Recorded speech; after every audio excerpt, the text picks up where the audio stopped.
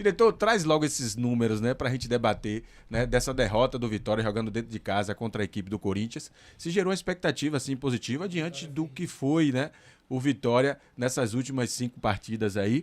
De fato, a torcida do Vitória, e não só o torcedor do Vitória, mas todos que acompanham o futebol, sobretudo os baianos, esperavam que o Vitória conseguisse vencer novamente. Mas infelizmente não foi assim que aconteceu. A gente vai aos números dessa partida para a gente debater um pouco mais. Skitter.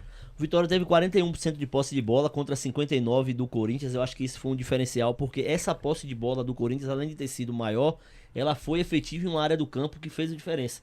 Um jogador como o Rodrigo Garro não pode ficar solto tantas vezes como ficou nesse jogo. E aí, deu no que deu. Os 2 gols foram lances que passaram pelo pé dele com muita qualidade. Acionou os atacantes que tiveram que fazer só seu trabalho ali de finalizar com qualidade. O Yuri Alberto tem um grande chute de esquerda ali, que não teve defesa pro Arcanjo.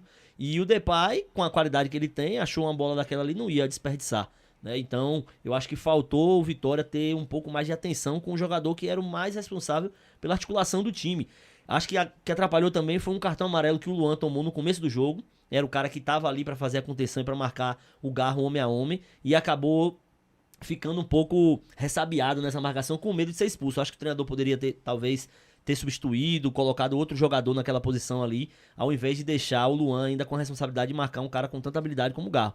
O cara aquele solto ali vai fazer o que ele fez. 2 assistências fantásticas e acabou gerando aí a vitória do Corinthians. Foram 10 chutes a gol do Vitória e 13 do Corinthians. Desses, o Vitória só acertou 2 no gol e o Corinthians acertou 7. Deu mais trabalho, né? Exatamente. O goleiro do Vitória. Inclusive, o gol que o Vitória fez, achou, né? Vamos assim dizer, né? Foi uma falha do Hugo Neneca ali, soltou a bola na frente do Alejandro e o Alejandro foi lá e fez o gol. Mas o Vitória não soube jogar com essa vantagem. Porque rapidamente acabou tomando um empate e depois, no segundo tempo, tomou a virada. Então acho que faltou, na minha visão, um pouco mais de concentração pro time do Vitória. Acho que os últimos resultados criaram uma certa bolha que fez com que o Vitória desse uma sapateada ali. Não é que o Vitória entrou com salto alto, nada disso. Mas eu acho que a concentração para um jogo decisivo como esse, porque quando o Vitória achou o gol que abriu o placar, tava perfeito, né? 1-1 não era o fim do mundo, era um empate que talvez fosse bom até pros 2 times. Sim. Então o Vitória, na minha visão, não soube jogar com a vantagem do 1-0 e muito menos com o jogo empatado. E acabou tomando essa virada.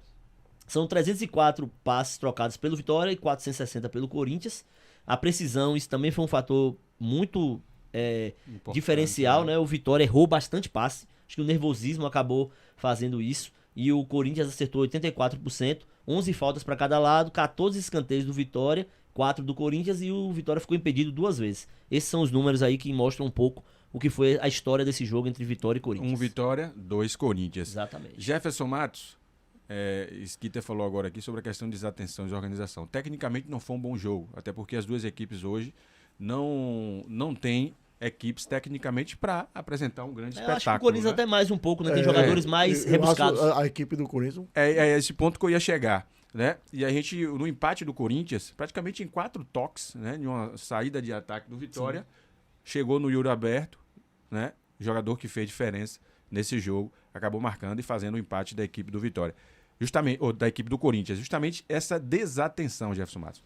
E a gente vê muito, né? Muitas equipes, às vezes, se perdem em determinado momento do jogo, fazendo com que o seu time acaba sendo, né, abatido pelo seu adversário. Falou mais alto o investimento do Corinthians. A equipe do Corinthians é bem mais qualificada do que a do Vitória, né? Você vê os jogadores que tem no Corinthians, apesar da campanha ruim do Corinthians, né, que também está ali no mesmo nível do Vitória, você vê claramente dentro de campo que os jogadores são mais qualificados que o do Vitória. Algumas peças, né? Que acabaram... Algumas peças ali que tem. Inclusive, algumas pessoas até, diferença. Jefferson, trouxeram à tona isso aí, né? Quão injusto é o Vitória disputar a mesma raia do Corinthians com um elenco e um investimento muito menor. Muito menor. O Depay, jogador do Corinthians, ganha 3 milhões por mês. Eu acho que dá pra pagar boa parte da folha do Vitória. E aí, diante das notícias que a gente tem, é que o Corinthians tá fazendo todos esses investimentos aí, mas sem cumprir com a sua parte, né? De pagar, né? Devendo pra caramba e tal. Então, isso é um pouco a tônica do futebol brasileiro, uma situação como essa, né? E, sinceramente, eu já esperava o Vitória perder. E ainda provo isso. Eu mandei uma mensagem 9h30 da manhã, 9h43 da manhã, pra Júnior Fiscal. Falei, quer ganhar de Bet? O pessoal da Bet, eu só fiz uma previsão, viu? Eu não sabia. Quer ganhar dinheiro? Eu perguntei a Júnior Fiscal. Aposta no Corinthians hoje, que ele vai ganhar. Que Júnior gosta muito de apostar. Ele falou, não, vou apostar no empate. Eu falei, vai ser o Corinthians que vai vencer, porque eu já conheço o Vitória.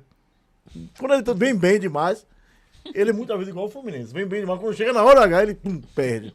É sempre assim. Eu acho que foi bom perder agora. Aí terminou o jogo, aí quando terminou o jogo, eu mandei uma mensagem pra ele, não foi por falta de aviso, né? Um abraço pro Júnior Fiscal, um grande amigo, né, que começou com a gente lá no Tudo de Esporte. E assim, eu já esperava, porque assim, além da qualidade da equipe do Corinthians, né, como ele citou aqui, o Vitória sempre tem esse negócio de chegar na hora H, que o estádio tá lotado, você vê que a capacidade máxima ali no Barradão, o time vai e vacila, né? E aí eu também lembrei de um lance, que aí não é só resenha, que eu gosto da resenha, de um jogo que Givaldo foi lá no João Mafra. O Givaldo vinha destaque no campeonato do Milhão de Bochecha. Quando chegou na semifinal, eu tô assim, esperando o jogador chegar, que eu era o treinador, né? Esperando os caras chegar, chega Givaldo com o cabelo todo trançado. Eu olhei assim e falei, eu perdi meu jogo hoje, vou ser eliminado. Jogador quando trança o cabelo, não vai jogar nada, foi dito certo. Givaldo não andou em campo, o Mateuzinho fez isso sábado. Veio com o cabelo todo cheio que ele tinha o cabelo branco, cheio de trança, sumiu em campo. Tem um jogador que é profissional, não deixa ninguém dar mais problema. Se trançar o cabelo, pega logo, raspa a cabeça dela, você vai entrar careca. Não é o jogador trançando o cabelo, rapaz? Supersticioso, né? Não. Eu tranço, mas culpa de Givaldo. Quando você contar Givaldo, você fala, Givaldo, pô, que história é essa da semifinal que você trançou o cabelo? Ei, Skita, será que é superstição? É porque a gente não pode trançar? Pois né? é. Também tem isso. Tem um pouco Isso de... Daí é do Até hoje, Edu que falou. até hoje eu falo com o Givaldo. Givaldo, pra que tu foi trançar aquele cabelo, meu filho? Tu tava o melhor jogador do time. O homem num dia não andou. E eu lembrei de Mateuzinho um sábado, fez isso. Você é uma figura, viu, Jefferson? Edu, o que você acha aí desse Vitória? Desculpa, gente. Desse Vitória, né? Vinha, de fato, fazendo um campeonato ruim. E, assim, mesmo com a derrota, o Vitória tem uma das melhores campanhas desse segundo turno, né? Mas, assim, parece que esse melhor momento acabou empolgando um pouco, né? Além da conta, ou é impressão nossa? E perdeu, de fato, porque não foi o momento de perder.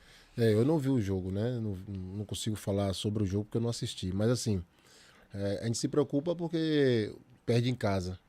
Mas o Campeonato Brasileiro está mostrando várias situações aí. Direto, né? Não tem jogo fácil. Se eu não me engano, o Botafogo empatou com o Cuiabá em casa. Exatamente. 0-0. Então é um campeonato realmente muito difícil. Agora, o Vitória melhorou sim seu jogo. É normal que a torcida empolgue cada vez mais. E eu acho que uma das coisas que o Vitória possa sair da situação de estar próximo ali do rebaixamento é o apoio mesmo da torcida, que abraçou a equipe, sabe das suas limitações, não fica xingando os jogadores durante o jogo, deixa para poder reclamar depois que acaba o jogo. E se eu não me engano, mesmo com a derrota, eu acho que aplaudiram. Sim, isso mesmo, sim. se eu não me engano. Porque dá pra perceber que entrega não falta, né? É a limitação técnica do time que foi formado assim nas pressas, com certeza dá pra perceber.